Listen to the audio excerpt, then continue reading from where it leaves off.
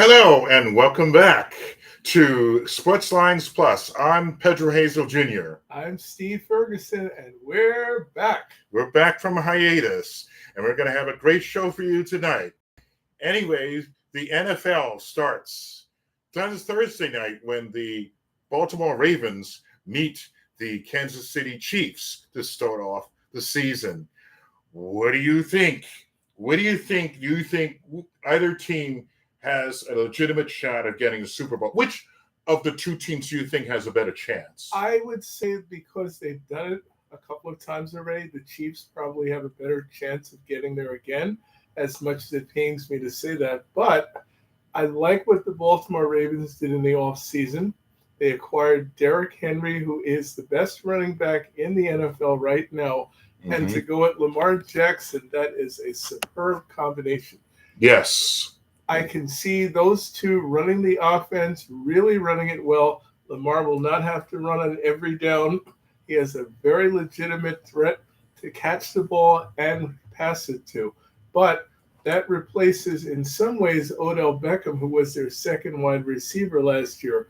So they will he will have to do well in that role. But I like that. That's a good way of opening up their offense a lot more. They should be more dynamic and exciting with a really good running back to go with Lamar Jackson. You know, I think one of the reasons maybe the Ravens haven't gotten there, it's because, well, also too, when a lot of these players like Mahomes, we're talking about Patrick Mahomes, you know, a lot of why quarterbacks are this good for this consistently long is because I think a lot of it is luck. Tom Brady. You look at Tom Brady, the 7 Super Bowls, New England, he had all day to throw. Yes, he did. He had a lot of luck. He did, but and Mahomes had a lot of luck too. I mean, he was great too. Yeah, I mean, Mahomes is great just like Brady. Yeah, but I'm Mahomes just saying. is a great quarterback. I will say that, but I think one of the keys to him being as great as he has been is he has Andy Reid.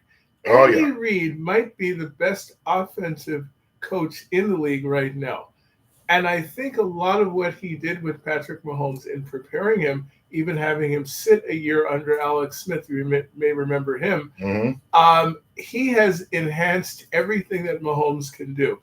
And I think the way they run their offense is very loose. And the plays that he'll make with Kelsey, his dynamic tight end, the different flips, the basketball type plays, they let Patrick Mahomes run the offense the way he can. But they also provide him with excellent wide receivers. They don't have a great running game, but that offense with those wide receivers and Kelsey makes up for it. I think in fairness to the Ravens, watching them play when they played the Chiefs last year, the thing that I noticed about them was they changed their style of play during the game.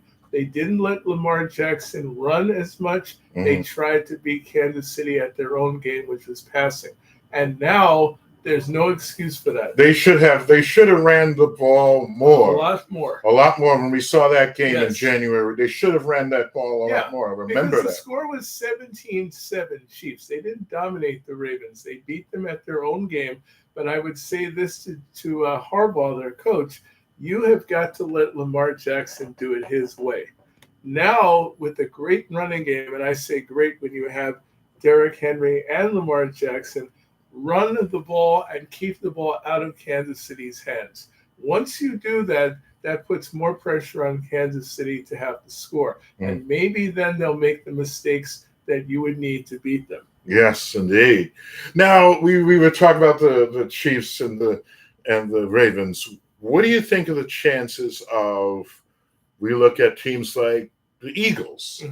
Do you think they can win a Super Bowl? I do. I mean, the Eagles did some very interesting things. They acquired Saquon Barkley from the Giants, and I think the Giants will regret this move for a long time. Oh, yeah. We'll be talking about the Giants later. And the Eagles already had a good passing game, and they have Jalen Hurts, who I like as a quarterback. He's one of the most resilient, tough quarterbacks in the NFL. But the running game they had was adequate. But now they've got a star back there to help him. And I think that's a team that if they cut down on their mistakes, if they get the ball to their wide receivers, and they have 2 or 3 great wide receivers, If they can do that and Saquon can run the ball, I think we're looking at 1,000 or more yards for him this season. The wide receivers they have are going to be that much better. And Jalen Hurts, he's done a lot on his own. Now he has help. And I think they're going to be a really good team in the NFC. Maybe win that division over the Cowboys. Now, speaking of the Cowboys, they always do well, but for some reason or other, they just can't get past that first week. Right. I don't know if in Dallas's case, it's a case of, as fans, we expect so much of Dallas.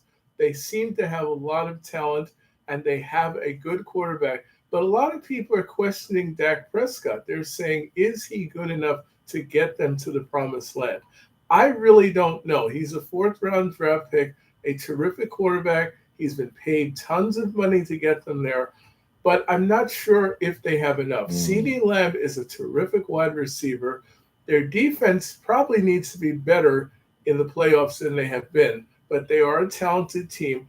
It may be McCarthy has to change some things he does as a head coach to get the most out of Prescott and to get that running game better than it is. But I like them too. They're a very good team. I think they'll finish right behind the Eagles. I think the Eagles will probably win that division. Yeah. What do you think about the two other teams? I'm thinking Lions and the 49ers. I think the Lions are a very, very, very good team. They are very close to getting there. I think their coach, Dan Campbell, probably made some tactical mistakes in the playoffs. That is an awesome offensive team led by Goff, Jared Goff, who has been terrific since he joined this team. They have wide receivers that are really good, and they definitely have a good running game. Two really good running backs, very talented. If they can cut down on their mistakes, and their defense has to get better. That's how Detroit got beaten in that game against the 49ers. But if their defense is halfway decent with that running game and those wide receivers, they might have a chance to get to the Super Bowl. And the Niners. The Niners, I mean, what don't they have? They have a great running back in McCaffrey. They just signed Ayuk to a large contract, 5-year deal. They have a great quarterback, Brock Purdy, who I think if he's allowed to do his thing more, and I think Shanahan is one of the problems. He doesn't allow his team to flow more. He has them under control too much, and I think the Chiefs beat him at his own game last year. But this team has enough talent to win it all. You think it does? I do. All right. About the Lions, going back to the Lions, I think the Lions was, the errors that you mentioned that their coach Campbell made, I think it was more inexperience. Yes. Like a lot of these teams, when they get to a certain level, they usually end up being there a number of years before they finally get to the big time. Even the Chiefs, they had a lot of experience. When I look at Dan Campbell, I think of him as a really good young coach. And he's a gutsy guy. He'll go on fourth down in a lot of situations. But I think he hopefully has learned some things from the 49ers game. His defense let him down in that game big time. The Lions scored on the 49ers pretty consistently the whole game. They have an explosive offense. If their defense is even mediocre this year, I think they'd have a chance to get to the Super Bowl. And let me just go to a couple of more teams on the AFC. Bills and Texans. The Texans, if C.J. Stroud continues to develop at quarterback, he had a phenomenal rookie season. He came into drafted number 2. He totally outplayed the number 1 draft pick, Bryce Young. He is a star. But they got him an excellent wide receiver. They got the guy from the Bills, speaking of Bills and Texans, Stephon Diggs. I think that combination is going to be lethal. I think they could be the team that kind of sneaks up on people and surprises people. Sure did last year. I don't know what to say for the Bills. I mean, Josh Allen, to me, is a terrific quarterback. Yeah. But I don't know if they have enough pieces around him now. Yeah. I'm watching the Bills, they seem to do well, but then all of a sudden they kind of like fall apart. Yeah. I know somebody I know somebody. I know somebody in the air in upstate who's a big Bills fan, and she's been always. It's kind of like, oh yeah, the Bills will disappoint you every time. Wow. Yeah. See, that's the sad part with the Bills. They were always very, very close. Yeah. A couple of years ago, they played Kansas City. Great game. And the Bills had the lead in that game late, but they have a tendency to give up big plays in a lot of their games. And I think we'll have to find out, what does Josh Allen have to work with now? Yeah. Because he lost a number of players, like you mentioned. He lost Stephon Diggs. Yeah. And he doesn't have even a running game. I don't know who their running back is. They had a guy there 2 years ago, Singletary, who's with the Giants now. So they're a revamped team. But Josh Allen can probably get them at least fairly far into the playoffs with his talent. The question is, can they play a complete game? Yeah. And I think that's their problem. They don't play 60 minutes of football. They play 40, 45, 50 minutes. And then they let down right at the end of the game. And that's what does. And they got burned last year in the playoffs with their field goal kicker missing a very easy field goal. Yeah, a chase of Scott Norwood. Yes, and I'm sure my friend is like, oh my God, yeah, Scott Norwood. Hey. And I'm sure years ago it was Scott freaking Norwood when they lost to the Giants. 1991, yeah. They're a very unlucky team, I would say, but I question if they have a good enough coach to take them to the promised land. Not so sure about their head coach. I think he relies on Josh Allen almost too much, and they need to get everybody involved more, especially defensively. Yeah. Also, too, let's bring up the Dolphins, because they were in the playoffs. They they won the AFC East last year. The Dolphins have an incredible offense. They also recently got Odell Beckham to go with what they already had. Odell Beckham. So they have phenomenal wide receivers. Tua has really improved his game at quarterback the last 2 years. Lost weight, done everything they've asked him to do. When that offense is clicking, they are the fastest offense in the league. And they will give everybody trouble, and that includes the Jets. They are a lethal team. When they're playing at home in front of their fans, that's when they're really dangerous. On the road, not so much, but at home, wow. I think for the AFC East, it's probably going to be either Miami or Buffalo. Okay. I think probably since they're very competitive with each other. And then you've got Tua is for Miami. Becomes terrific quarterback. So, it could go either way. But I think the Jets, you have to include them in the mix. I think the Jets could finish behind Miami. Yeah. I was going to ask you, what do you think of the Jets this season? That kind of led to the question. That's okay. I think with the Jets, they've got to keep Aaron Rodgers healthy, I would say, for at least 10, 11 games. They do have a good backup quarterback in Tyrod Taylor. Thank you, Joe Douglas. You finally got us. But this team relies on their defense more than, say, Miami does, and probably Buffalo. They have improved their offense. They brought in a very good wide receiver from the Chargers, Mike Williams. Their running game looks terrific. They have really 3 or 4 really good running backs, and that includes the one they've had the last 2 years, Breece Hall. But their defense is what makes the Jets click. They were 7th in the league in defense. If they have any kind of pass rush, then I think the Jets could possibly win the division because they have the talent to do it. But the problem with the Jets is they haven't been to the playoffs in 14 years, and they have to start proving they know how to win. And this would be the season for them to start doing it. Yep. Rodgers there. Hopefully, thank God he'll stay healthy. That's the key to me. If he's 40 years old now, I still think he can do the job, but I would say we have to see him at least 3/4 of the season start. Something tells me he won't be able to make it through the whole season. I think he'll be there for 10 games, maybe 11, but I think Tyrod Taylor is going to play a big factor in how they do. You don't think he's going to stay? You don't think he's going to be around? I think he'll get hurt at some point. I hate to say that. I figured. Because he's 40 years old now. He had the Achilles tendon problem last year. He still has those things don't heal very easily. I mean, especially at his age. He looks good in practice, but we will find out when the season starts Monday night in San Francisco. Can he hold up for most of the season? If he holds up most of the season with the defense they have, they could do everything from win the division to finish second or third. Yeah. But he's got to stay healthy. Yes, indeed. Now that we've talked about the Jets, I was going to say the Jets start in San Francisco on Monday, Monday the 9th. The 9th, yeah. 9th.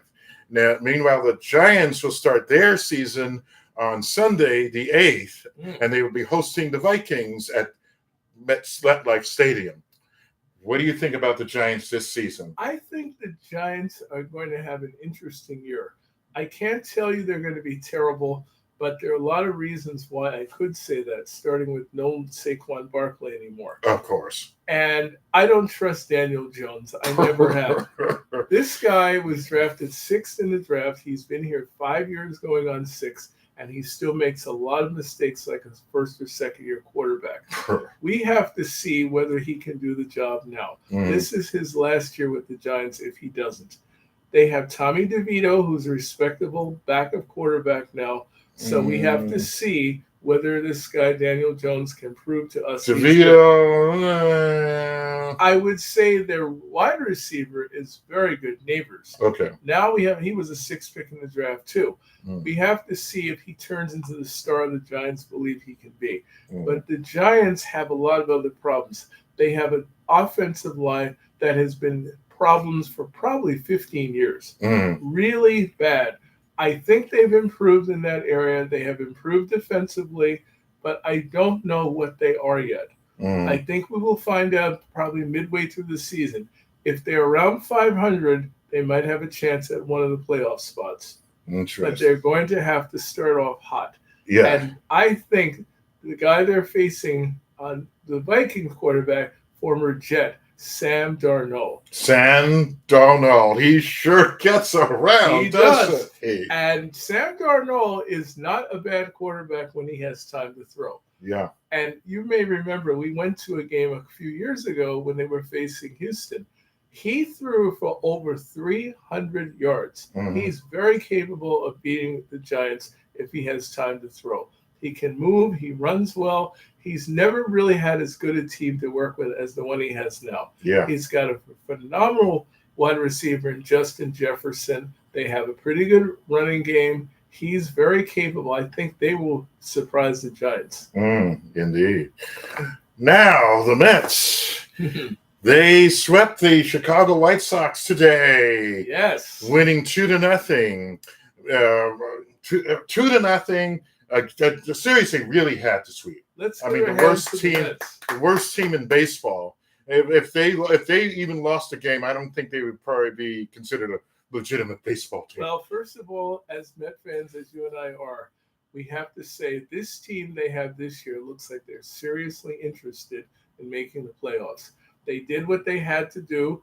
Yes, they had to sweep the White Sox. Yes, we know they're a terrible team. But today we were facing Garrett Crochet. Now, Garrett Crochet didn't pitch that far into the game. I think they have pitch restriction on him because he had some injuries. This guy, for 3 2/3 innings, was phenomenal. He struck out 7 Mets in a row. He throws 98, 99 miles an hour, left-handed, 6'8", OMG. That's what the Mets need next year, a guy who can be the ace of that staff. They've got good pitching in Minaya, who has been pitching like an ace, Severino, who has pitched fairly well, but the guy who's pitched well for the Mets, David Peterson. 8-1. Wow. Who knew that David Peterson was David Peterson with a 2.8 ERA. Who knew? So the Mets are far from dead. If the Phillies beat the Braves tonight, the Mets will be 1 game behind. That's right. 1 game behind. We are going to play Atlanta September 24th, 25th, 26th. So we're going to have in Atlanta. Yes, so we're going to have another shot at that. So the Mets actually have some really important games to play. That series you just mentioned, the Phillies series 2 weeks from now. Yes. 13th, 14th, 15th, and again, they're playing in 3 weekends from now at Citi Field. Right. So they got 2 important series against the Braves and Phillies. The entire month for the Mets now is important. Every game they play now, whether it's against the Boston Red Sox, which is the next team. Who are coming into town Yes. tomorrow. Cincinnati, who has very good young talent, very unpredictable. They can give the Mets hell. And we have to have a great September. Yes, we do. The Mets do. That is where the Mets have had a lot of problems in their history. If you go back 2 years ago when the Mets had Scherzer and DeGrom and Bassett and pitchers like that, we had a terrible month. Mm-hmm. We were leading the division. I remember we were up a couple of games on the Braves, and they took the division away from the Mets. Oh, yeah. So 2 years ago, yeah. As a Met fan, I want nothing less than the Mets to take the division, the wild card spot away from Atlanta. Mm-hmm. And I think there'd be nothing better than to see the Mets take it the 24th, 25th, and 26th and finish a couple of games ahead of Atlanta, the arch rival of the New York Mets. Yes, indeed. Yes, indeed. And they're surprisingly only 4 or 5 games behind the Phillies. That's right. How about if they can beat them? Oh, yeah. Maybe the Mets could even finish ahead of the 3rd wild card spot. Possibly. As well as they've been playing lately. I have to give Carlos Mendoza a lot of credit. First-year manager, and he has been under the gun. And the Mets turned their season around in June. They've held off a lot of these teams. And when the Arizona Diamondbacks had us down 4 games, the Mets stood up and fought. And that's something this Met organization has got to do. Right. We have to keep playing well. And we know we're going to lose some more games here and there. That's going to happen. But this month, we better be smoking hot if we're going to make the playoffs. That's right. That's right. Now, the U.S. Open, which is still going on over at Flushing Meadow. Actually, we've got a couple of upsets. Yes. Novak Djokovic and Carlos Alcaraz were eliminated in the 2nd round. I was probably more surprised at Djokovic losing because Djokovic is a guy who has been number 1 in the world for years. Yeah. And he just won for his country in the Olympics. Gold medal. Yeah. Well, gold. We won a medal for the Olympics. Yeah. He was beaten by somebody that I had never heard of. His name is Popyrin. This guy is number 25 in the world. He's playing a good friend of his right now, Francis Tiafoe. This is a man that I believe has a ton of talent, but he's never quite lived up to his abilities. But did today. Sure did earlier this week. Popyrin was sensational. Maybe we're seeing signs of Djokovic declining a little bit now. Yeah. He's 39 years old. Yeah. He can't play forever. Yeah, I saw him. Well, I mean, he was that great. I mean, we saw him last year, and he won a big match. He's an extreme competitor. Yes, indeed. He is a fiery, feisty competitor. But I don't care how old you are, you're eventually going to have to decline. Yes, indeed. And it's going to happen to him as well. Alcaraz has had, I would say, a little bit of a mental lapse in his play. He's not been as sharp the last few weeks. I would understand why. Tennis is a tough game. Yes, indeed. You're playing all the time, all over the world. He's been in the top 3 for the last few years. I think he'll get back to number 1 eventually. Yeah, I think he will. But there are some other players on the list too. Medvedev has been great for years, but he can't seem to finish past 3rd.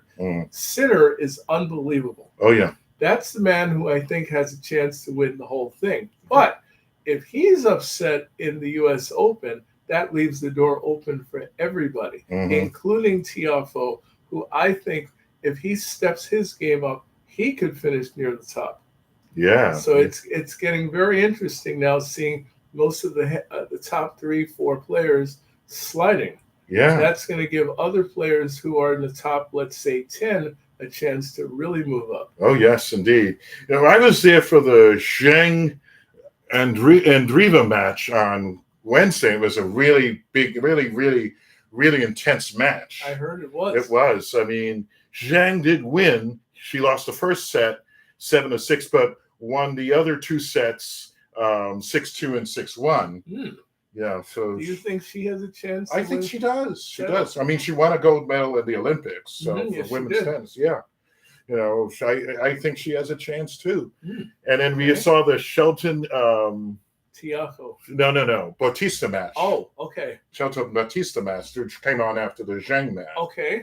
And he won in straight sets. Shelton is an improving player. He's definitely a top 10 potential player. He's outside of that circle right now. I believe he's number 13. Yeah. He's getting there. I think in a couple of years he'll be definitely a top 10 player. But the competition in tennis is so intense now. There's so many good players. And speaking of that, look at Coco Gauff. She lost to fellow American Emma Navarro, 6-3, 4-6, 6-3. I mean, you have mentioned a number of things about him. We were talking about it earlier before doing the show, and you're saying she doesn't have the toughness. You're saying, yeah, I looked at her carefully. We have friends who think that Gauff can be number one in the future.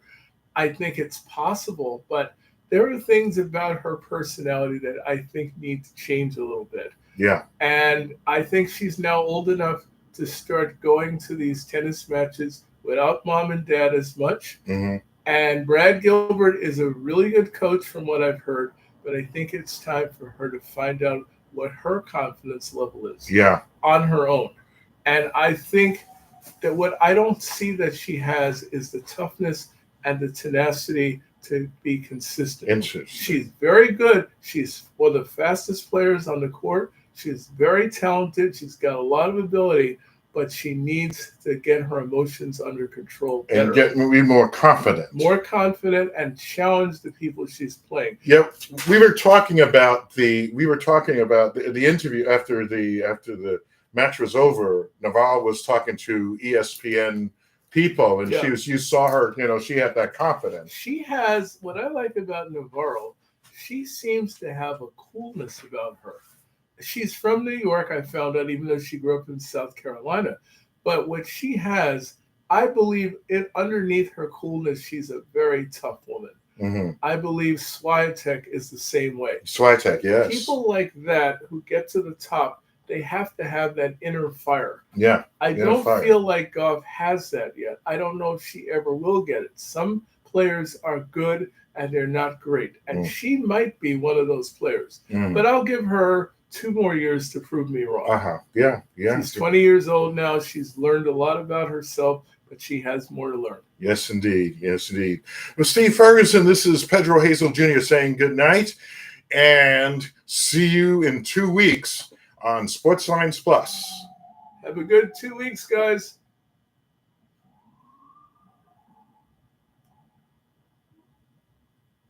Pretty good show.